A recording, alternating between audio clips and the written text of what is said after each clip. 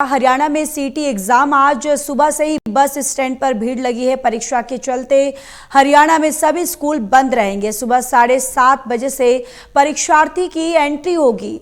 HSSC group C की post के लिए 2 दिन में 4 शिफ्ट में एग्जाम रहेगा। पहली शिफ्ट का एग्जाम सुबह 10 बजे से 11:45 तक रहेगा, तो वहीं पहली शिफ्ट का एग्जाम दोपहर 3:15 से शाम 5 बजे तक होगा।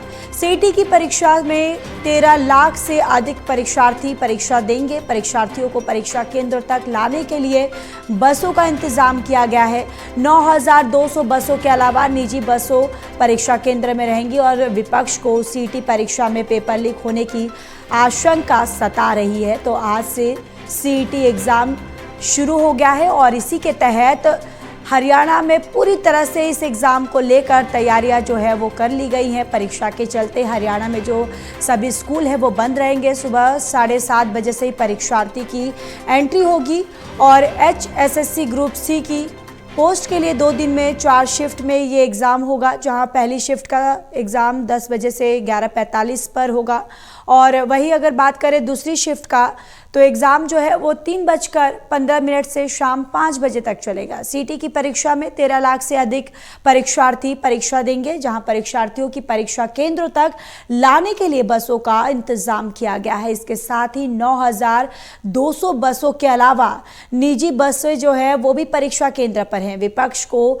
सीईटी परीक्षा में पेपर लीक होने की आशंका जताई जा रही है, तो वहीं प्रदेश सरकार सीटी एग्जाम को लेकर पूरी तरह से तैयारियां जो है वो कर चुका है। और इसी खबर पर ज्यादा जानकारी के साथ associate editor doctor Mahesh Kumar हमारे साथ लाइव जुड़ चुके हैं। महेश, क्या कुछ जानकारी है? देखिए, एक तरफ तो विपक्ष जो है वो आशंका लगा रहा है कि कहीं फिर से ये पेपर जो है वो लीक ना हो, लेकिन प्रदेश सरकार की तरफ से तैयारियां जो है वो पूरी तरह से कर ली गई हैं। देखिए, बिल्कुल चुनाव आयोग जिस तरीके की तैयारी करता है उसी तरीके की तैयारी सीईटी एग्जाम को लेकर इस बार देखने को मिल रही है। खास बात यह कि एक एक परीक्षार्थी को लेकर यहाँ प्लानिंग की गई है। शटल सेवाएं, कनेक्टिंग बस सर्विसेज यहाँ पर प्रोवाइड की गई है। इसके अलावा दूसरे शहर से आने वाले लोगों को पहले से रजिस्ट्रेशन दिया गया था। सुबह 4 बजे से ही बस स्टैंडों पर गहमा गहमी देखने को मिल रही है। काफ़ी सारी बसों की रजिस्ट्रेशन की गई थी, प्राइवेट बसों को भी हायर किया गया है। ये सुनिश्चित करने की कोशिश की गई है कि एक भी परीक्षार्थी को किसी भी तरह की परेशानी का सामना नहीं करना पड़े। और उसके साथ ही खास बात यह भी कि इस बार जो अंदर इंतजामात हम देख पाए उसमें एक अलग तरीके की चेकिंग की जो व्यवस्था है वो भी यहाँ पर रखी गई है। लड़कियों को शर्मिंदगी महसूस ना हो किसी भी तरह की चेकिंग गेट पर करवाने को लेकर, ऐसे में महिला पुलिसकर्मी एक इनक्लोज्ड जो एक कनोपी की व्यवस्था वहां पर की गई है, जिसमें लड़कियों की जो तलाशी है वो आसानी से ली जा सकेगी। सार्वजनिक स्थल किसी भी तरह की शर्मिंदगी उन्हें महसूस नहीं होगी। इस तरह की जांच पड़ताल को लेकर महिला पुलिसकर्मियों की व्यवस्था यहाँ पर की गई है। साफ तौर से ये बात कही जा सकती है कि शटल जो व्यवस्था यहाँ पर दी गई है उसके आधार पर यह बात कही जा सकती है कि एक परीक्षार्थी को लेकर प्लानिंग यहाँ पर की गई है। अलग अलग शहरों से जो है पहुँचने वाले स्टूडेंट्स के लिए बसों की व्यवस्था यहाँ पर रखी गई है। जो प्राइवेट स्कूल्स की बसेज है वो यहाँ पर हायर की गई है। प्राइवेट बस ऑपरेटर्स की बसों को हायर किया गया है और टाइमिंग के हिसाब से जो शटल बस सर्विस है वो रखी गई है। रूट्स यहाँ पर तय किए गए हैं और एक एक जो एग्जामिनेशन सेंटर है वहाँ से shuttle bus service bus stand तक स्टूडेंट्स को पहुँचाने का काम करेगी। उसके अलावा सार्वजनिक संस्थाएं भी सामने आई हैं, गुरुद्वारे जो है वो सामने आए हैं, तमाम जो दूसरी सामाजिक संगठन है वो सामने आए हैं। अगर परीक्षार्थी दूर से पहुंच रहे हैं, उन्हें रहने में किसी भी तरह की परेशानी है तो सामाजिक और धार्मिक संस्थाएं इसमें मदद करने के लिए आगे आई हैं। साथ ही ये भी कहा गया है कि स्टूडेंट से किसी भी तरह का पैसा वो नहीं लेंगे, चार्ज वो नहीं लेंगे। इन धार्मिक संस्थाओं की तरफ से मुफ्त ये सुविधाएं उपलब्ध करवाई जा रही है। मेरे पीछे आप देख सकते हैं कि किस तरह की यहाँ सुरक्षा व्यवस्थाएं रखी गई हैं। सुबह ही जो पुलिस के लोग हैं वो यहाँ पर पहुँच चुके थे और अपनी ड्यूटी पर मुस्तैद इस वक्त नजर आ रहे हैं। और पुलिस कर्मियों के अलावा अगर पुलिस अधिकारियों की बात की जाए तो चप्पे चप्पे पर निगाह पुलिस के अधिकारी रखे हुए हैं। मेरे पीछे आप एग्जामिनेशन सेंटर देख सकते हैं। जैसे ही एग्जामिनेशन सेंटर को खोला गया, जो स्टूडेंट्स पहले से यहाँ पहुँच चुके थे वो अब अंदर दाखिल होने शुरू हो चुके हैं और अपने एडमिट कार्ड को दिखाकर अंदर वो एंट्री ले रहे हैं। उसके बाद यहाँ पर एक कनोपी की व्यवस्था की गई है, एक इनक्लोज्ड जगह तैयार की गई है जिसमें जो लड़कियों की जो पड़ताल है वो की जा सकेगी, ताकि किसी भी तरह के मोबाइल या कोई दूसरा गैजेट अंदर ले जाने की कोशिश उनकी तरफ से ना हो। जो मंगलसूत्र की बात थी उसकी अनुमति यहाँ पर दे दी गई है, मंगलसूत्र को उतारने की जरूरत नहीं पड़ेगी। इसके अलावा सिंह साहिबान जो होंगे, जो स्टूडेंट्स सिख धर्म से संबंध रखते होंगे, वो अगर कृपाण लेकर आएंगे तो कृपाण की इजाज़त भी उन्हें दी गई है पहले से। तो ऐसे में ये तस्वीरें आप देख सकते हैं कि किस तरीके के इंतजामात यहाँ पर रखे गए हैं।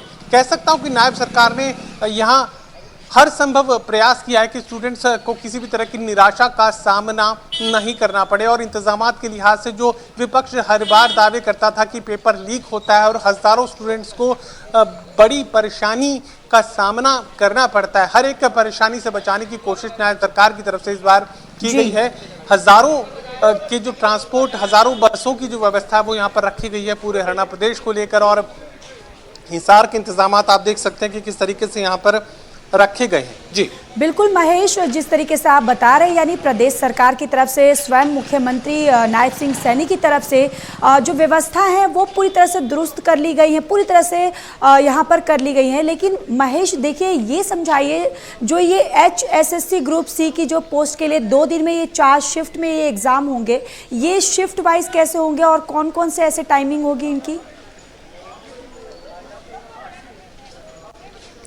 देखिए, अगर हिसार जिले की बात की जाए तो हिसार जिले में 1,15,723 जो परीक्षार्थी हैं वो हिसार जिले में पहुंचेंगे, अपने परीक्षा देने को लेकर एग्जामिनेशन सेंटर्स तक पहुंचेंगे। हर दिन लगभग 755 बसों की व्यवस्था यहाँ पर रखी गई है जो स्टूडेंट्स को उनके परीक्षा केंद्रों तक पहुंचाने का काम करेंगे। इसके अलावा प्रत्येक शिफ्ट में 275 बसों के जरिए 16,688 स्टूडेंट्स को ट्रांसपोर्ट की जाने की अलग अलग रूट्स पर जो व्यवस्था है वो यहाँ पर रखी गई है।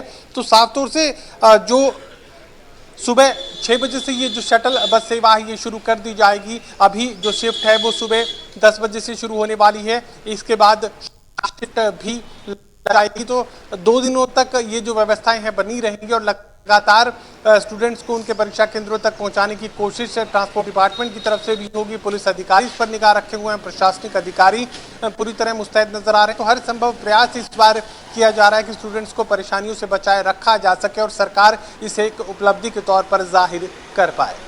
बिल्कुल, और यहाँ पर व्यवस्थाएं की गई हैं, उसके बावजूद भी महेश ये समझ नहीं आ रहा कि विपक्ष को CET परीक्षा में पेपर जो लीक होने की आशंका जो है वो आखिर क्यों सता रही है? देखिए,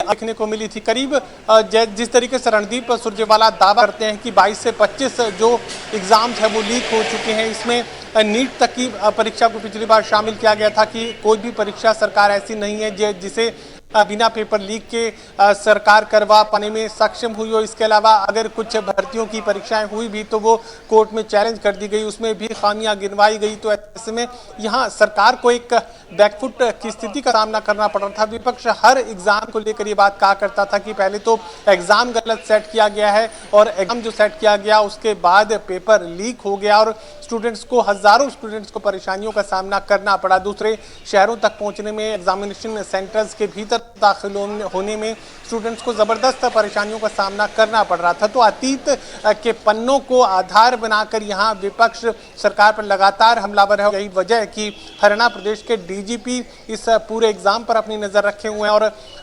जिक्र मैं कर सकता हूँ कि यहाँ पर सुरक्षा इंतजाम जो एग्जामिनेशन कॉपीज़ को लेकर, यानी क्वेश्चन पेपर्स को लेकर जो सुरक्षा इंतजाम रखे गए थे वो लगभग उसी तरीके के थे जैसे करेंसी को ट्रांसपोर्ट किया जाता है, जैसे सेना अपने बारूद को, अपने अस्त्र और शस्त्र को ट्रांसपोर्ट करती है, उतनी ही सुरक्षा के साथ एग्जामिनेशन सेंटर्स तक बैंकों के जरिए ये क्वेश्चन पेपर्स पहुंचाने की कोशिशें की गई है। तो कोशिश इस बार ये कि किसी भी सूरत में विपक्ष जो लगातार हमला सरकार पर बोलता रहता था कि हर एक इम्तिहान लीक होता है, इस बार ना तो इम्तिहान लीक हो, ना ही किसी स्टूडेंट को परेशानी का सामना करना पड़े। बिल्कुल। और महेश, इस परीक्षा में लगभग कितने परीक्षार्थी हैं जो एग्जाम देने वाले हैं, क्या आंकड़े हैं आखिर? देखिए, अगर पूरे हरियाणा प्रदेश का जिक्र किया जाए तो 13,48,000 का यह आंकड़ा बनता है और हिसार जिले की बात की जाए तो अन्य जिलों से 1,15,723 जो परीक्षार्थी हैं वो हिसार जिले में अपना ये इम्तिहान सीईटी एग्जाम देने पहुंचेंगे। 1,15,723 परीक्षार्थियों को हिसार में रोल नंबर दिए गए हैं और ये तमाम स्टूडेंट्स अपने अपने एग्जामिनेशन सेंटर्स तक पहुंचेंगे। खास बात ये भी कि यहाँ पर डिप्टी कमिश्नर्स को इख्तियारात दिए गए हैं कि जो सेंसिटिव एग्जामिनेशन सेंटर्स कैलकुलेट किए गए थे, जो जाहिर किए गए थे कि ये जो है सेंसिटिव इलाके हो सकते हैं, वहाँ पर डिप्टी कमिश्नर्स को ये अधिकार दिए गए हैं कि उस इलाके में इंटरनेट को पूरी तरह ठप वो करवा सकते हैं। इस तरह के अधिकारात डिप्टी कमिश्नर्स को दिए गए हैं ताकि किसी भी सूरत में किसी भी एग्जामिनेशन सेंटर से पेपर लीक होने की संभावनाओं को खारिज किया जा सके। इसके अलावा पुलिस को ये हिदायतें भी दी गई हैं कि वाईफाई जोन में एग्जामिनेशन सेंटर नहीं होना चाहिए। कोई भी आसपास अगर वाईफाई चल रहा है तो उसे भी बंद करवाने की हिदायतें पुलिस अधिकारियों को पहले से दे दी गई थी और कल भी एग्जामिनेशन सेंटर्स को एक तरीके से मुआयना किया गया था पुलिस अधिकारियों कर्मचारियों की तरफ से और जो हिदायतें दी गई थी कि वाईफाई जोन में कोई भी एग्जामिनेशन सेंटर नहीं बनना चाहिए। तो कोई आसपास अगर वाईफाई भी चल रहा है तो उसे भी बंद करवाने का काम पुलिस अधिकारियों की तरफ से करवाया गया है। जी बिल्कुल, चलिए महेश, तमाम जानकारी के लिए धन्यवाद।